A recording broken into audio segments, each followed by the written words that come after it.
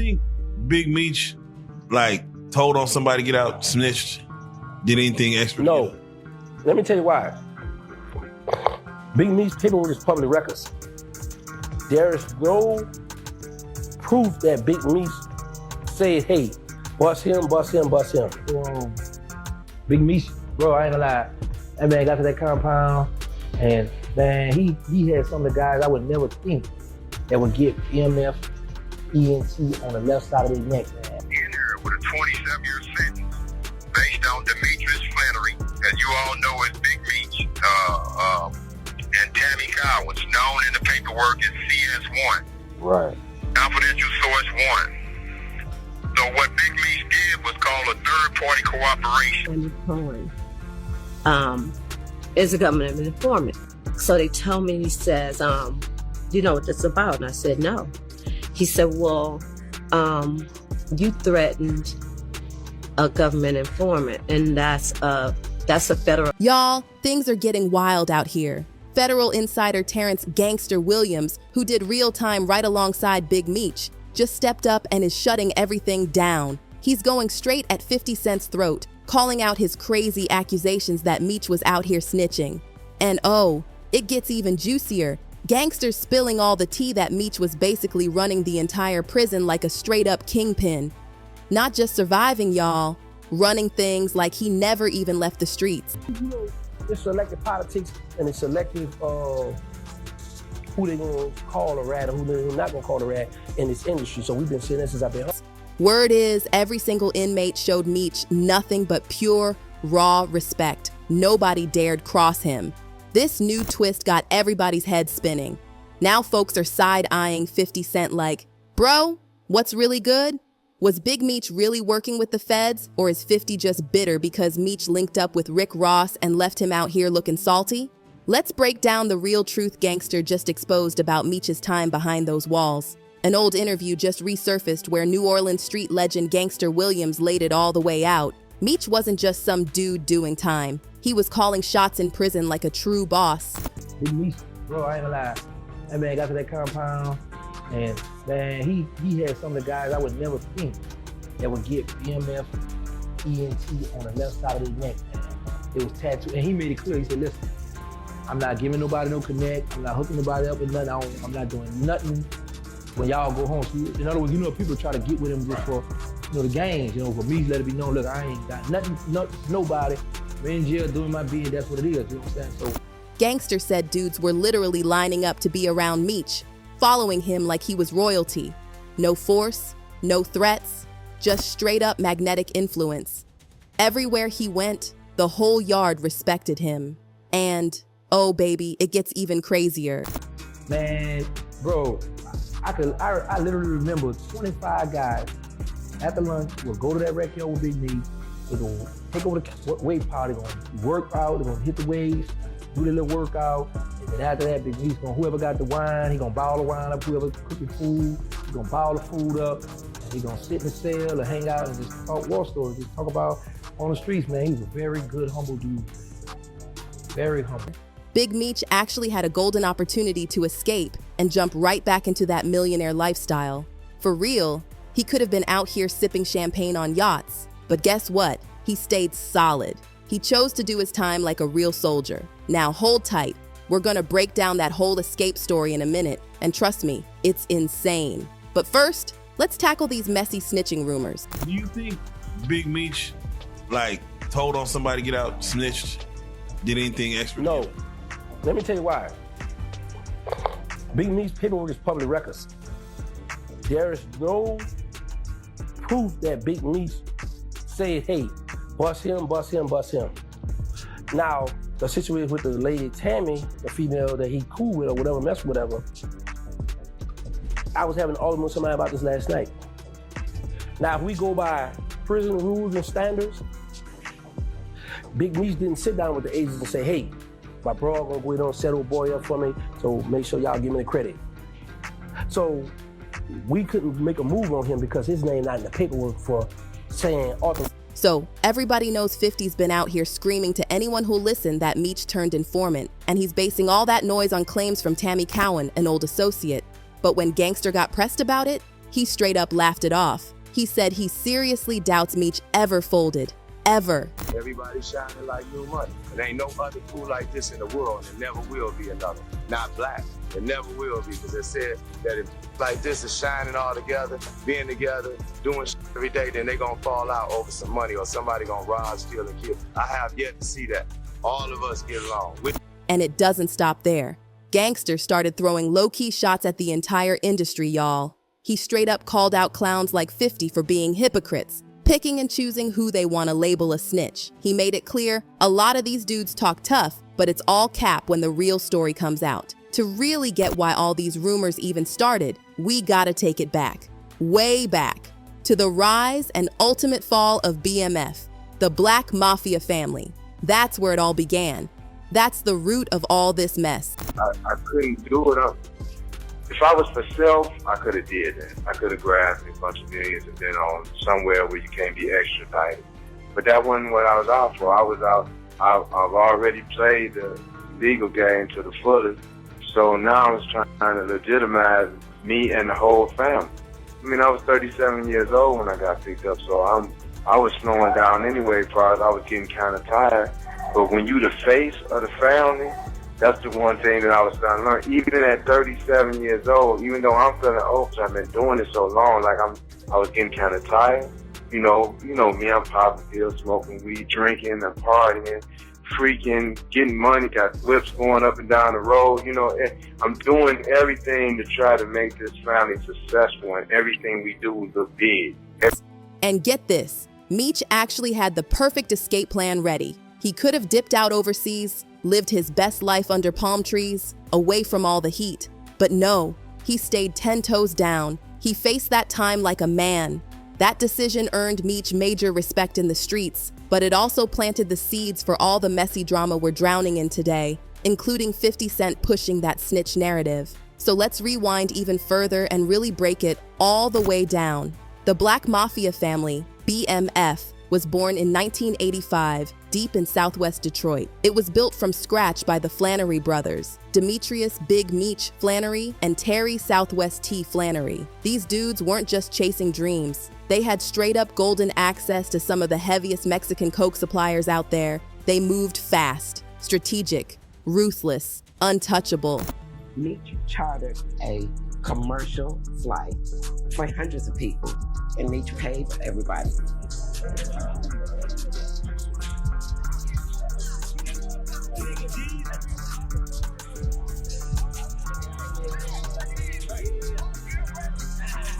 It was a full-on party in the sky. I've seen the movie Soul Plane. It was like Soul Plane. Yeah.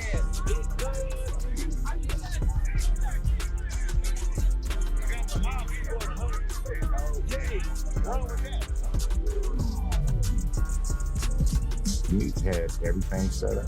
Everything was set up for us to party.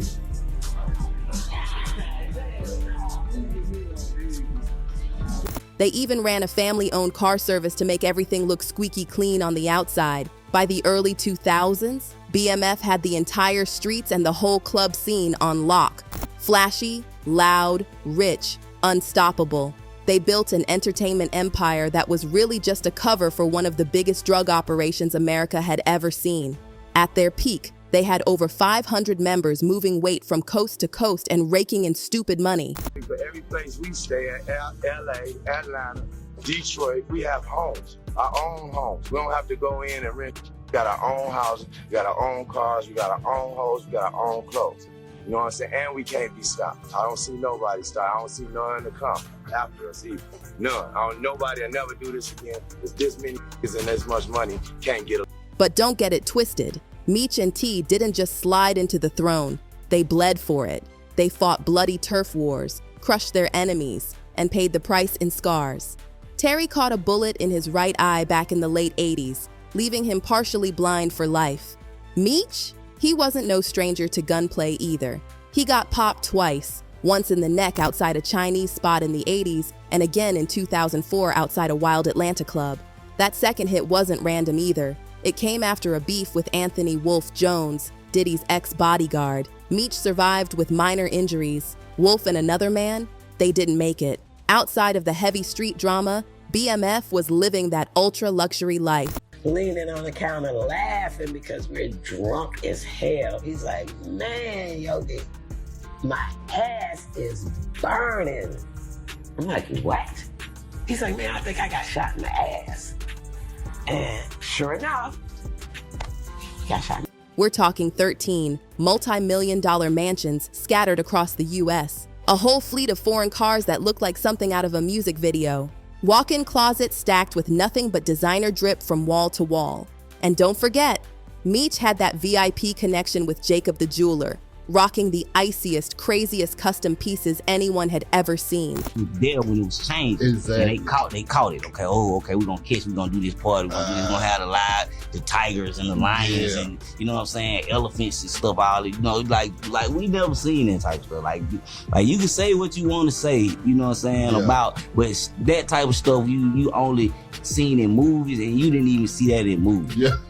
Like for real, not no black people really doing it like that. You know what I mean? So from here to Miami, Cancun, renting out the whole jet. You know, it's stuff that people still ain't doing to this day. Exactly.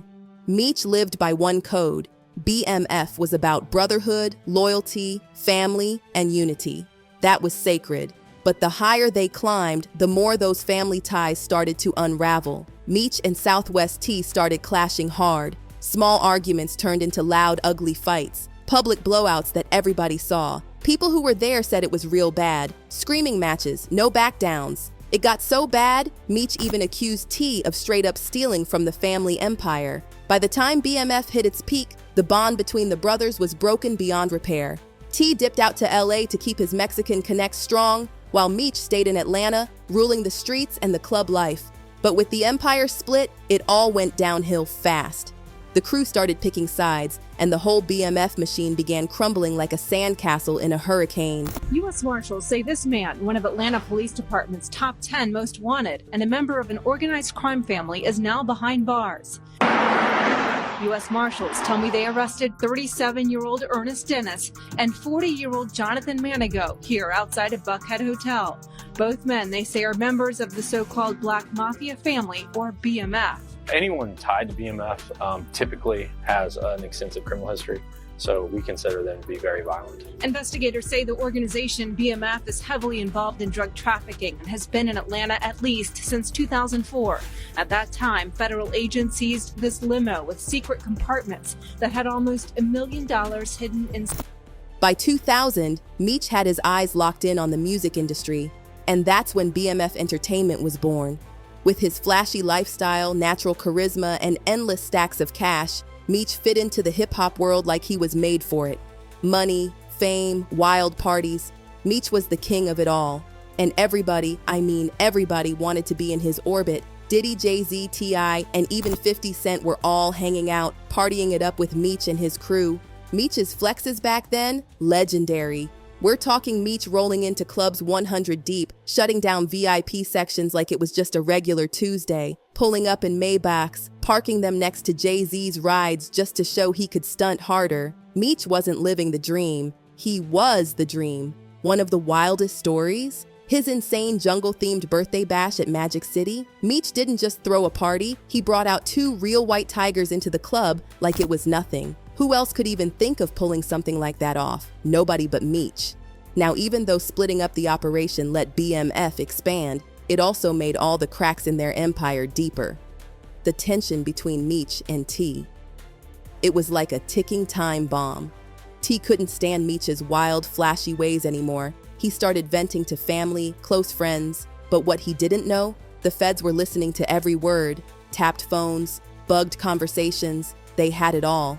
Meanwhile, Meech kept living like royalty, throwing $1 million parties like they were backyard BBQs. But lurking in those crowds, not just fans and friends, there were undercover agents everywhere, blending in, clocking every move he made. The feds, local task forces, even the IRS, everybody teamed up and spent 15 years stacking evidence. Wiretaps, snitches, bank records, hidden cameras, they had it all. And in 2005, they finally struck. They took it all down. Meech, Southwest T, and 150 other BMF members, gone. one of the biggest, flashiest street empires in history, wiped out in a single blow. Truth is, even before the takedown, the writing was on the wall. BMF could feel the heat coming. When the feds grabbed T first, Meech had a chance. He could have fled. He could have bounced to Mexico and lived like a king. But he didn't run. He faced it. First, he tried laying low in Miami, but eventually made his way to Frisco, Texas. That's where the feds finally cornered him. Game over. And when they came for him, they didn't just snatch up Meech and T, they dragged in the whole family, their dad, their sister, even girlfriends, because of all the houses and businesses tied to BMF's money laundering ops. Nobody was safe. The DEA had Meech and T by the neck and offered them a brutal deal. Take full responsibility and their family could walk free. And you know what? They did it. They stood tall. They protected their people. No hesitation. The charges they got slapped with? The heavy stuff. The same criminal enterprise laws used to bring down top kingpins before them. Both Meech and T pled guilty. Both got smashed with 30-year sentences. T got a lucky break in 2020 when COVID hit. He got out early on house arrest. But Meech? He wasn't that lucky. Even with legit health issues, the courts denied his compassionate release. They kept him locked up. Finally, after grinding through almost 2 decades behind bars, Big Meech walked free in October 2024. But don't get it twisted, he's still under heavy supervision. It wasn't no fairy tale ending. And even while the Flannery brothers were locked away, BMF's legend didn't just survive, it grew bigger. Their names stayed alive, in the streets, in music, in pop culture. 5 years after the feds tore BMF down, Meech's story hit pop culture hard. First, there was the book BMF, The Rise and Fall of Big Meech and the Black Mafia Family by Mara Shalhoub in 2010. Then Rick Ross dropped his smash hit, BMF, Blowing Money Fast, putting Meech's entire flashy lifestyle on blast for the world. And by 2020, 50 Cent and Stars turned Meech's life into a full-blown TV series. And who played Big Meech? His own son, Lil Meech, making his acting debut and blowing everybody away. The show blew up, so much so that by 2022, 50 and Stars dropped an 8-hour docuseries called BMF Documentary, Blowing Money Fast. By 2023, 50 was riding that wave, announcing 3 spin-offs and a 3rd season already cooking. It was looking like nothing could stop BMF's story from blowing up bigger and bigger. But then, boom! One viral photo changed everything. Big Meech, fresh out of prison, linked up with Rick Ross. They snapped a photo together and the internet went crazy. And 50, man, he lost it. He blasted Meech, accused him of snitching, and even said he was shutting down the BMF series. As for Meech, he stayed mostly silent, but he made one thing crystal clear. He never snitched. On nobody. Still, 50 ain't letting up. He's out here claiming he's got real paperwork proving Meech cooperated with the feds. But here's the tea. That so-called paperwork? It's been floating around for years. And even then, it doesn't even directly label Meech an informant. Now here's where it gets really messy.